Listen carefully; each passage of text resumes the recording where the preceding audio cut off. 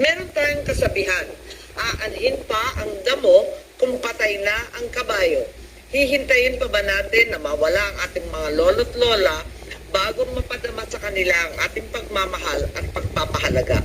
Thus, to assist our senior citizens as they approach their late years, this bill seeks to distribute the 100,000 cash gift much earlier and in 3 tranches when they reach the ages of 80, of 90, and of 100.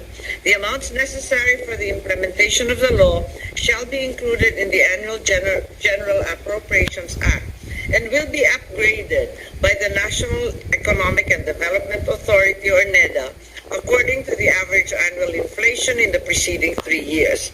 Sa awa ng Diyos, mabibigyan na tayong lahat ng mas mahabang buhay. Sana'y hindi natin mararamdaman ang pagkabaliwala sa ating pagtanda. Bigyan nating saysay ang mabuting layunin ng batas habang buhay pa ang ating mga lolo't lola, habang may oras pa tayong lahat.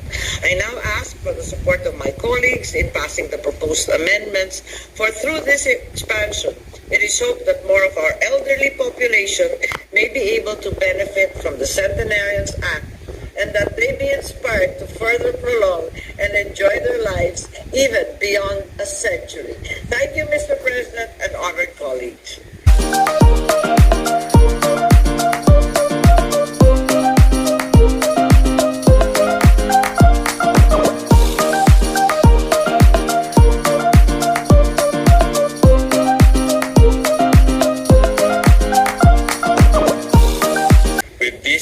More senior citizens will benefit from a cash gift of 100,000 pesos as it will be equally distributed in 3 tranches at ages 80, 90, and 100. This means that around 33,000 pesos will be given to beneficiaries for every 10 years. I rise today, Mr. President, to co-sponsor one of the measures closest to my heart, the amendment to the Centenarian Law. It was in the same hall in 2020 when I first pushed and fought for this measure. However, the fight was momentarily halted because of the pandemic. Naantala man ang bahagya, alam nating darating ang tamang panahon para rito. And today is that day. So close to my heart, I filed Senate Bill number 21 as my topmost priority measure this Congress. Hindi napagod, hindi natinag because of our dear senior citizens deserve no less. Kaya nga nagpapasalamat tayo sa ating chairperson, Senator Imee Marcos, na talaga namang hinanapan at ginawa ng paraan upang maisakatuparan ang mga adikain ng panukalang ito. Hinihimok, hinihikayat ko kayong lahat na bigyan suporta ang ating mga mahal na senior citizens. Let us recognize and value the role that our elders play in our society. An African proverb says that those who respect the elderly pave their own road toward success. Pero tayong mga Pinoy, normal na sa ating kultura ang paggalang, pagpapahalaga sa mga nakatatanda.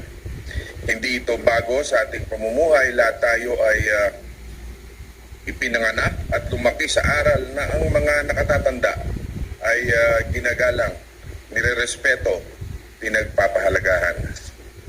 This legislative measure is a testimony to that special Filipino culture. We acknowledge the very laudable intent of the Centenarian Law, and with this proposal under consideration, we just wish to provide in advance the benefits afforded by the law. There are accounts that Centenarian Law beneficiaries are too old to enjoy the cash gift they receive. Meron pang salalay na hindi na naintindihan ng ating mga lolo at lola kung ano man ang natatanggap nila. Panukala lang natin na ma-advance lang sana ng mga nakatatanda upang kahit papano ay ma-enjoy pa nila ito. Habang sinusuportahan natin ang panukalang ito, kalakip nito ang dalangin matamasa nila ito sa lalong madaling panahon at maiatid natin ang tulong at kalingang damang-dama sa ating mga senior citizens. In view of all this, Mr. President, this representation together with our very able sponsor, Senator Imee Marcos, appealed to this body to overwhelmingly support this measure. Thank you, Mr. President. Thank you, Mr. President. Thank you, Senator Revilla. Next to co-sponsor the measure is the distinguished gentleman from the city of Valenzuela, Senator Sherwin Gatchalian. I move that he be recognized, Mr. President. Senator Sherwin Gatchalian is recognized. Thank you, Mr. President. Good afternoon to everyone. Good afternoon, dear colleagues.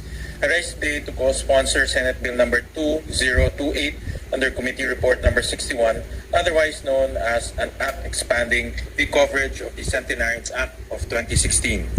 The cultural value of family and respect for the elderly is deeply ingrained in our Filipino culture. It is common for us to have multi-generational households where grandparents live with their children and grandchildren. We always make sure that our lolos and lolas are well cared for and that they never feel abandoned or neglected.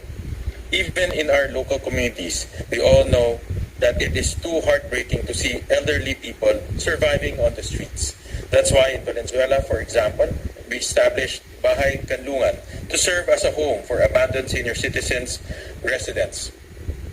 In fact, with our intent to replicate this initiative nationwide, this representation filed Senate Bill number 950, known as Homes for the Abandoned Senior Citizens Act of 2022, which seeks to provide a framework for other local government units to address the plight of a more vulnerable sector of senior citizens. As we push for such transformative steps for our senior citizens, there is no denying that we wish our aging loved ones could stay with us forever. Unfortunately, as much as we want to, living to reach 80, 90, or even 100 years is quite rare in our country. According to the latest data of the World Bank, the average life expectancy at birth in the Philippines is 72 years. Given this context, not many Filipinos live up to enjoy the benefits of Republic Act number 10868 or the Centenarian Act of 2016. This also means that only a few centenarian Filipinos enjoy the fruits of this act, including the 100,000 peso cash gift as well as the letter of felicitation. According to the 2020 data released by UK-based care home marketplace Loti, only 2 in every 100,000 Filipinos are centenarians.